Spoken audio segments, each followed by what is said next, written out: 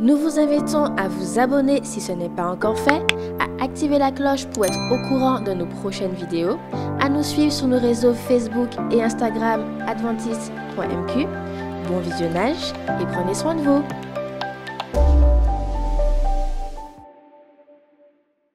Bonsoir. Merci de me recevoir chez vous. J'ai reçu ce témoignage, j'aimerais le partager avec vous. Il s'agit d'une petite fille qui s'appelle Clara. En fait, quand elle me raconte, elle n'est plus toute petite, vous comprenez bien. Et Clara raconte qu'un jour, alors qu'elle était en classe de CM2, l'institutrice était quelqu'un de particulier. Je vais l'appeler Madame Amim. Madame Amim, elle avait le don de ne pas être patiente. Elle devait crier, elle devait exagérer ses propos, elle devait être sûre que les enfants se sentent petits, tout petits, tout petits. Les enfants n'avaient pas le droit d'exprimer ce qu'ils pensaient, ce qu'ils ressentaient. Les enfants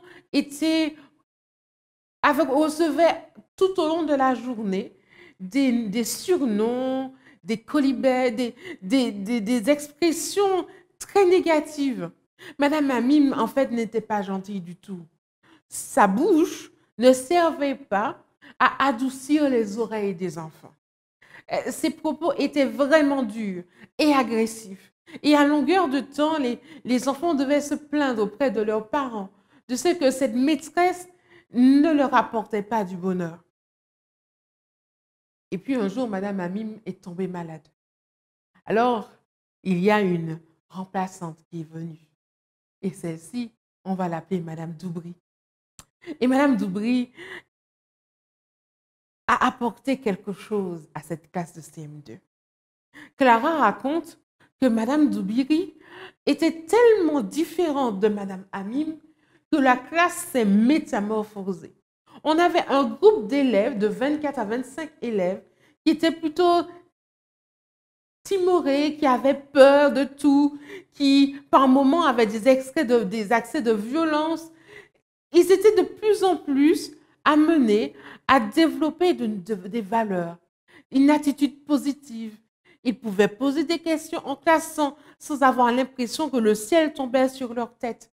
Ils pouvaient amener des petites fleurs pour la maîtresse sans que la maîtresse leur méprise leurs gestes.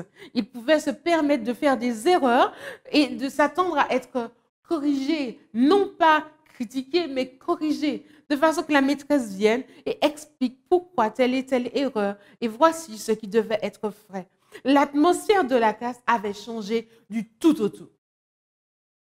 Et la différence entre Madame Amim et Madame Doubry, j'aimerais vous la présenter comme ce plat, à la cuisine. Imaginons que maman veuille faire la cuisine et décide d'apporter un peu d'épices dans sa nourriture. Et elle se retrouve avec ces deux flacons. Un flacon met un peu d'épices et l'autre, il met un peu de feu. Vous savez qu'est-ce que c'est? Regardez bien. Du paprika doux et du piment de Cayenne. La différence entre les deux, celui-ci, c'est un piment doux et celui-là, un piment extra fort. Avec Madame Amim, d'après vous, c'est quel type d'épices il y avait dans le plat des élèves? Celui-là est à forte dose. Et avec Madame Doubry, le paprika est à dose modérée. Vous savez, dans notre vie, nous aussi, nous avons des épices. Les épices qui sont notre langue. Les paroles qui sortent de notre bouche sont des épices. La Bible dit dans Proverbes, chapitre 16, verset 24, « Des paroles aimables sont comme le miel. Elles sont douces pour le cœur et elles font du bien au corps. » Vous voulez bien dire avec moi? Des paroles aimables sont comme le miel ou encore comme le paprika doux. Elles sont douces pour le cœur. Elles font du bien au corps. j'aimerais vous inviter à réfléchir aux paroles que vous prononcez. Les vacances ont commencé. Vous allez vous amuser. Certains vont jouer au foot, certains vont jouer à la console, certains vont voyager dans de nouveaux pays, rencontrer de nouvelles personnes, être agacés à la douane, au fil d'attente, ne pas avoir exactement ce qu'ils veulent, ou encore, ce sont les vacances, je ne veux pas réviser, je ne veux pas retourner à l'école, prendre les cours intensifs.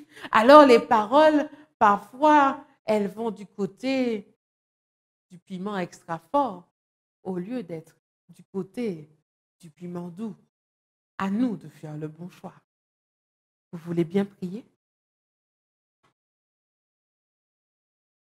Seigneur, aujourd'hui nous voulons que nos paroles soient comme le miel, soient comme le piment doux, qu'elles puissent mettre de l'épice, du baume au cœur, que ce soit comme des plats bons à manger quand nous nous adressons aux gens qui nous entourent. Merci de ton amour. Merci de nous aider. Au nom de Jésus. Amen. À très bientôt pour une autre histoire en 5 minutes. De rocher de Jacob, toute l'œuvre parfaite, ce que sa bouche a dit, sa main l'accomplira. Alléluia, Alléluia, Alléluia, Alléluia, car il est notre Dieu, car il est notre Dieu, car il est notre Dieu, notre honte retraite. C'est pour l'éternité que le Seigneur nous aime. Sa grâce en notre cœur jamais ne cessera. Alléluia, Alléluia, Alléluia, Alléluia, car il est notre espoir, car il est notre espoir, car il est notre espoir, notre bonheur suprême.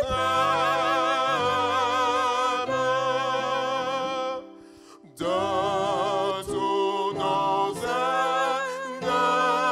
ennemis, et c'est qu'elle a le nombre, sombre combat pour nous, et nous délivrera. Alléluia, Alléluia, Alléluia, Alléluia, les méchants devant lui, les méchants devant lui, les méchants devant lui, s'enfuiront comme une ombre. Cinquième strophe. Louons donc l'Éternel, notre Dieu, notre Père. Le Seigneur est pour nous, contre nous.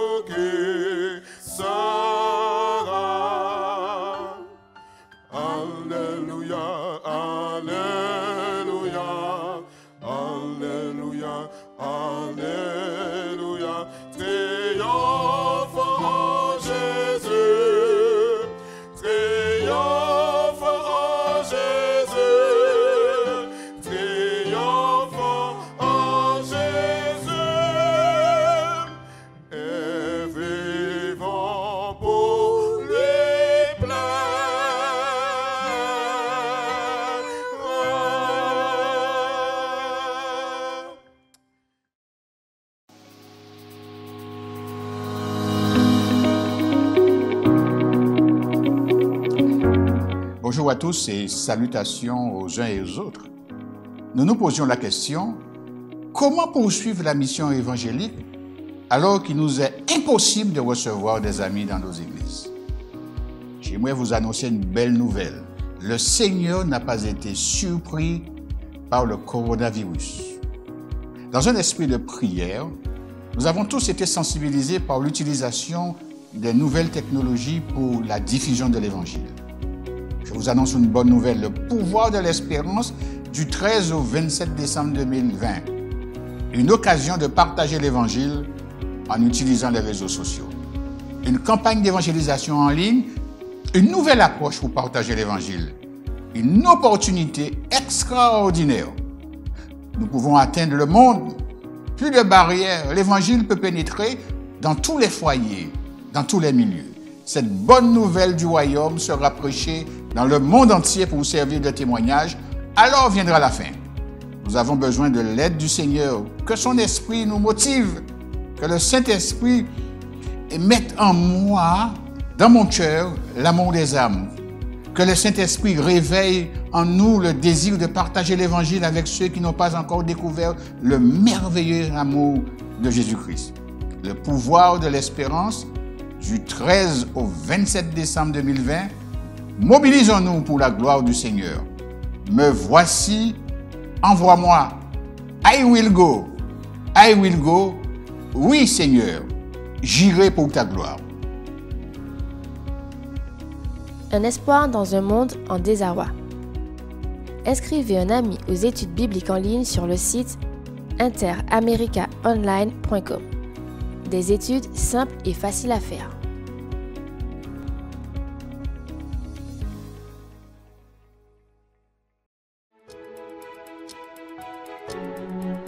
Nous invitons chaque famille à inscrire une personne aux études de la Bible en ligne sur interamericaonline.com. Inscrire un ami pour découvrir la vie et les enseignements de Jésus. 14 études simples, faciles à faire avec un certificat et un cadeau. Allez vite sur interamericaonline.com pour inscrire un ami. Bonsoir et bienvenue à notre rencontre de prière. Ce soir, nous allons ensemble discuter autour d'un passage que l'on trouve dans le dernier livre de la Bible. Il s'agit de Malachie, chapitre 3, les versets 13 à 18. Dans ce court passage, nous allons ensemble regarder un concept, en tout cas qui m'a interpellé. Je t'invite à incliner la tête avec moi et ensemble nous allons prier. Notre Père, notre Dieu, merci pour ta parole, de nous permettre qu'en ce soir, nous puissions ensemble grandir par ta parole. Nous t'en prions, Jésus-Christ. Amen. Je vous propose de prendre vos Bibles et ensemble nous allons considérer ce passage de Malachie, chapitre 3, les versets 13 à 18. Voilà ce que le texte nous dit. C'est Dieu qui prend la parole. Vos paroles sont rudes contre moi, dit l'Éternel, et vous dites, qu'avons-nous dit contre toi? Vous avez dit, c'est en vain que l'on sert Dieu. Qu'avons-nous gagné à observer ses préceptes et à marcher avec tristesse à cause de l'Éternel des armées? Maintenant, nous estimons heureux les hautains. Oui, les méchants prospèrent. Oui, ils tentent Dieu et ils échappent. Alors ceux qui craignent l'Éternel se parlèrent l'un à l'autre. L'Éternel fut attentif et il écouta.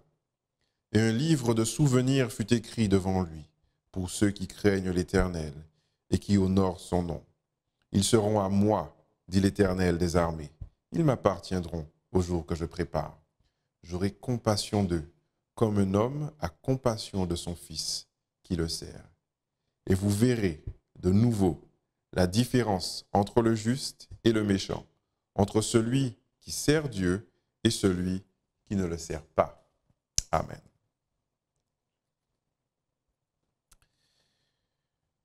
J'étais collégien. Et à cette époque, quand j'étais au collège de Sainte-Marie, il m'arrivait de faire du stop pour rentrer à la maison. Et un vendredi soir, alors que je suis à la croisée de mon quartier, Je fais du stop et il y a cette dame qui s'arrête pour moi, qui me donne l'opportunité d'arriver chez moi dans sa voiture. Tout se passe bien. Et le lendemain, sabbat, cette dame arrive devant la maison, accompagnée d'un homme, et les deux commencent à m'accuser. Oui, c'est toi qui as volé le portefeuille de mon ami. Oui, c'est toi. C'est la seule manière qu'on a compris pour que le portefeuille ne soit plus là. C'est toi qui l'as pris, c'est toi. Je vais appeler les gendarmes et ils vont te faire avouer que c'est toi qui as volé le portefeuille. Et là, j'étais effondré, j'étais triste parce que je savais que je n'avais pas volé. Comment as-tu vécu le fait d'être traité injustement? Cela t'est-il déjà arrivé? Voilà un peu le contexte dans lequel Malachie est en train d'écrire. Il y a une injustice qui est en train d'être faite. Et là, on est en train d'accuser Dieu injustement. Il y a comme un procès que l'homme est en train de faire à son Dieu. L'homme est en train de faire une publicité tellement horrible de Dieu. Ils se plaignent de Dieu. Leurs déclarations peignent un tableau qui projette ou qui révèle une image fort désagréable de Dieu. Dans ce livre, on réalise même que ceux qui connaissent Dieu pourtant restent admiratifs devant les œuvres du diable, car ils vont même déclarer heureux les hautains. Un élément particulièrement troublant est que ces personnes parlent avec Dieu. Ce qui m'amène à réaliser qu'ils ont une relation avec Dieu. Ce détail dans ce livre me rappelle énormément l'histoire de Job, ou encore celle de Christ se faisant tenter dans le désert. Voyez-vous, l'histoire biblique nous présente des situations où l'adversaire a été en communication avec Dieu. Le fait de parler avec Dieu n'est pas garant de mon salut. Le fait de parler avec Dieu n'est pas garant de mon salut. Les personnes dans le livre de Malachie parlent avec Dieu. Elles ont une relation avec Dieu, mais malheureusement, ces personnes sont engagées dans une relation qui n'est pas salvatrice avec Dieu. Au contraire, ils sont dans une relation conflictuelle avec leur Créateur. En voilà un triste constat. Ces personnes ont fait le choix d'être dans une relation conflictuelle avec Dieu qui malheureusement n'aboutit pas à la vie éternelle. Mes amis, la publicité envers Dieu est si mauvaise que ces personnes déclarent que c'est en vain qu'elles servent Dieu. Les mots sont forts. C'est en vain qu'elles servent Dieu. Il semble là que Dieu est tristement comparé à une idole qui a des yeux mais qui ne voit pas, des oreilles mais qui n'entend pas, des jambes mais qui ne marchent pas, des bras mais qui ne servent à rien. Ces personnes ressentent une fatigue à s'attendre à Dieu. Elles sont tristes avec Dieu et convoitent le soi-disant avantage, les soi-disant avantages que Satan a proposés, ou plus justement à infliger. Le texte de Malachie nous révèle en effet un effet néfaste, voire même un symptôme de cette relation conflictuelle que l'homme peut avoir envers son Dieu. L'homme, dans cette situation, souffre d'amnésie. Et oui, il semble que les plaignants, ils ont la mémoire courte. Ils semblent ne pas se souvenir de ce qu'ils ont dit au sujet de leur Dieu. Mais heureusement que Dieu est le garant de toute conversation, de tout ce qui a pu être dit. Il a toute la capacité de se rappeler et de rappeler à ses interlocuteurs leurs propos.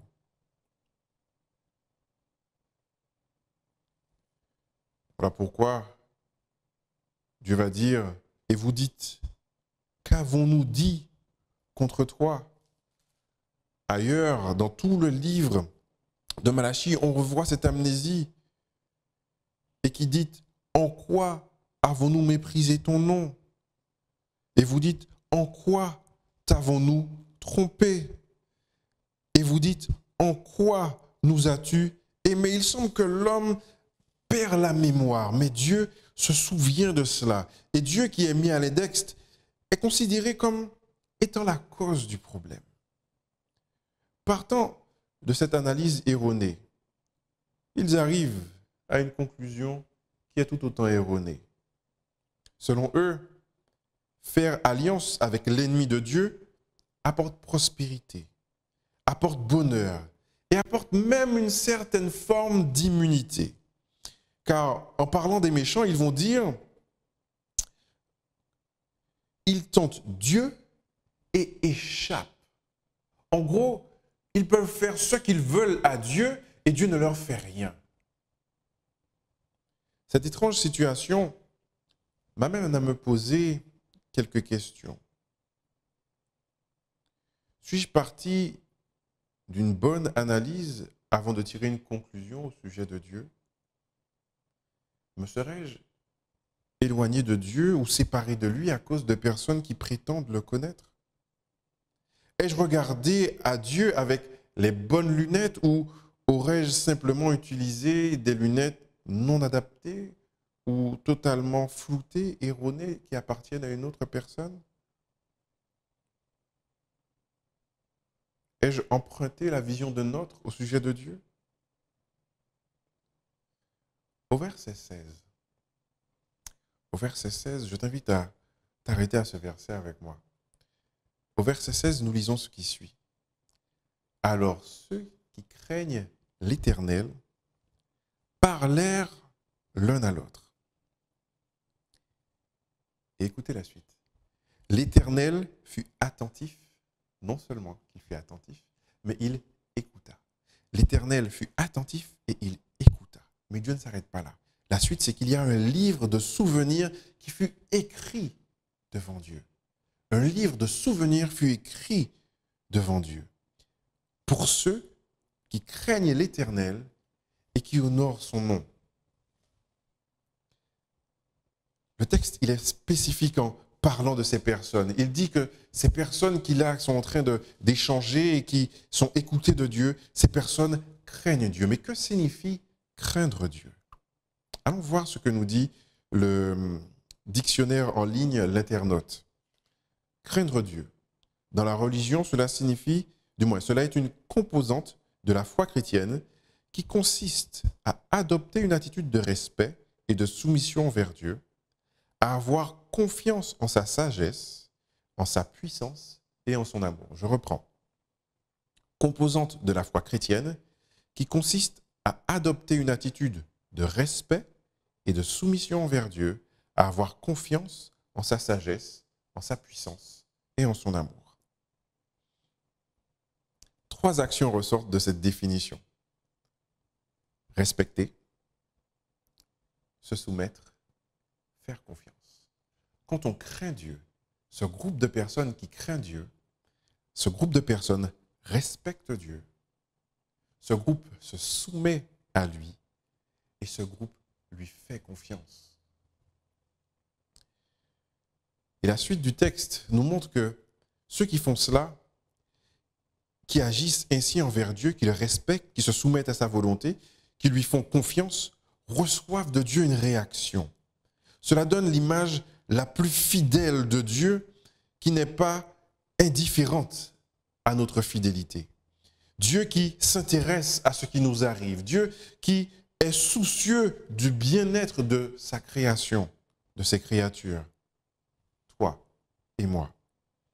Dieu fait écrire un livre de souvenirs pour ceux qui le craignent et l'honorent. De plus, il a dit que Dieu prépare lui-même un jour particulier. Il ne laisse pas cette préparation à une tierce personne. C'est lui-même qui prépare cela. Il se charge de la préparation de ce jour. Et ceux qui le craignent seront avec lui ce jour-là. Dieu a comme projet de récompenser la fidélité de celles et ceux qui se plient à sa volonté. Dans sa fidélité, dans sa compassion, Dieu promet que le jour viendra où la justice sera rétablie. Et là, on verra visiblement, on verra clairement la différence qu'il y a entre le juste et qu'il y a entre le méchant. On verra clairement la ligne de démarcation entre celui qui sert Dieu et celui qui ne le sert pas. Ce passage du livre de Malachie est très instructif.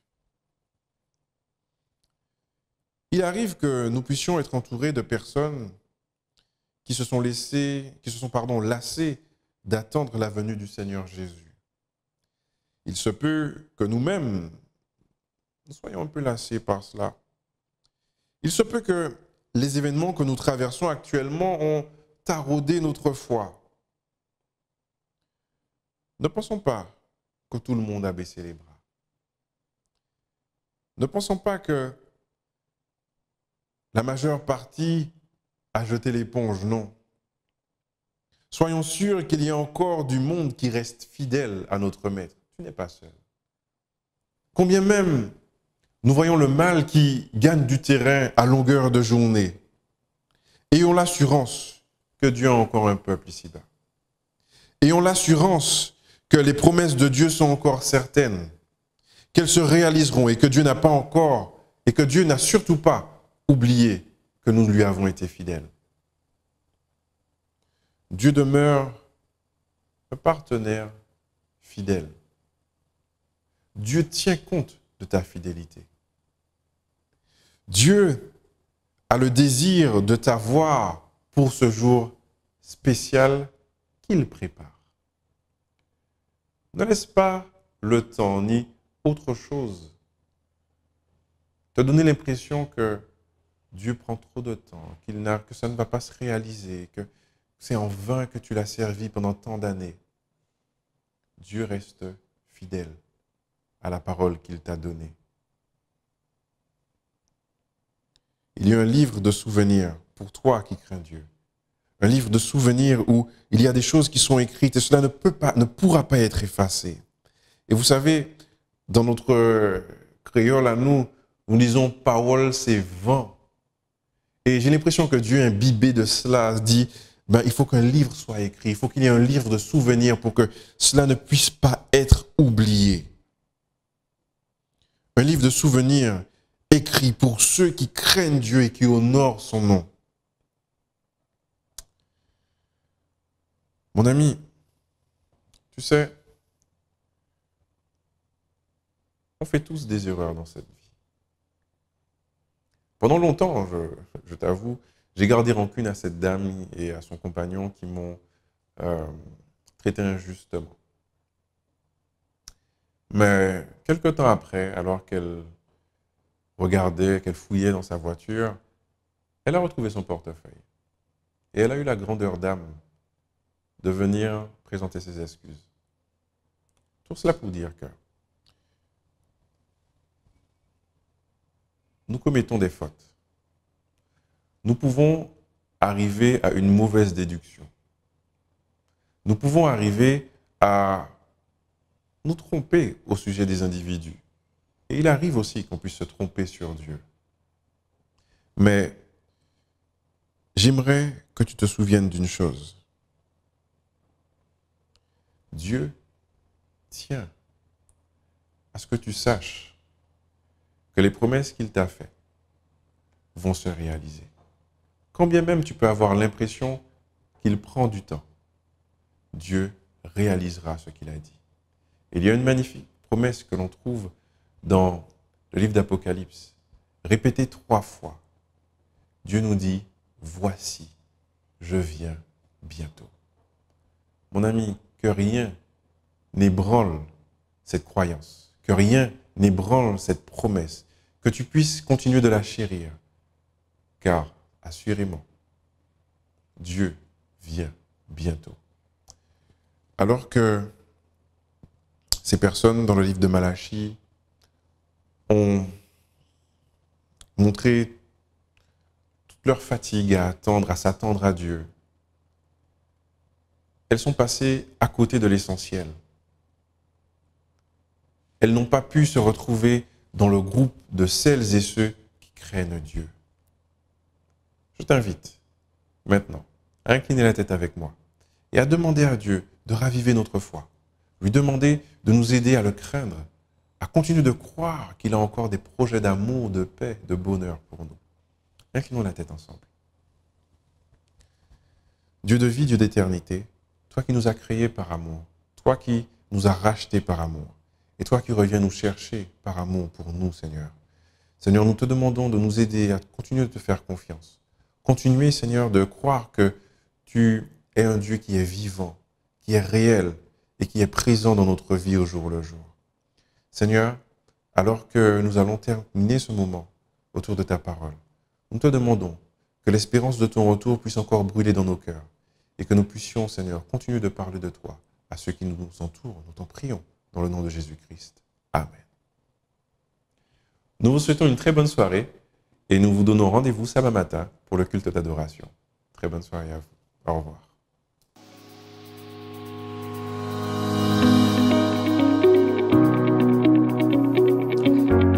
Bonjour à tous et salutations aux uns et aux autres.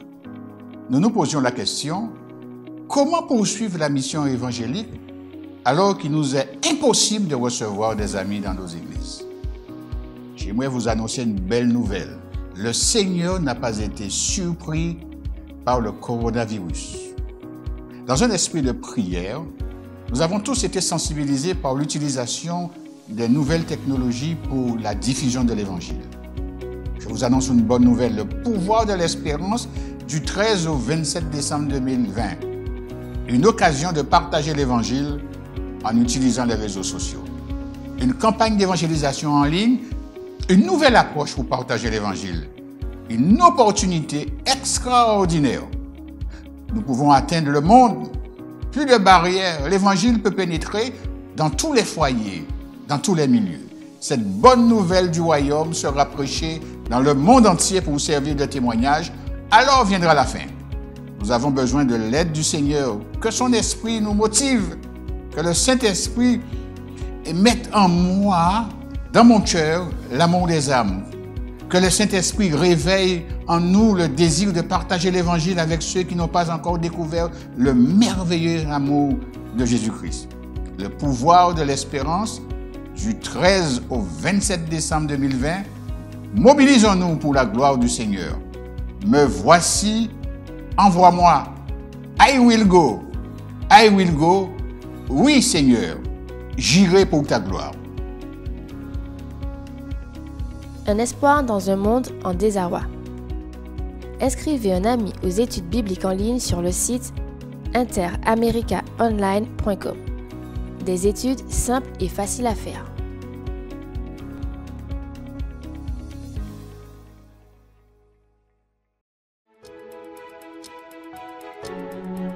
Nous invitons chaque famille à inscrire une personne aux études de la Bible en ligne sur interamericaonline.com. Inscrire un ami pour découvrir la vie et les enseignements de Jésus. 14 études simples, faciles à faire avec un certificat et un cadeau. Allez vite sur interamericaonline.com pour inscrire un ami.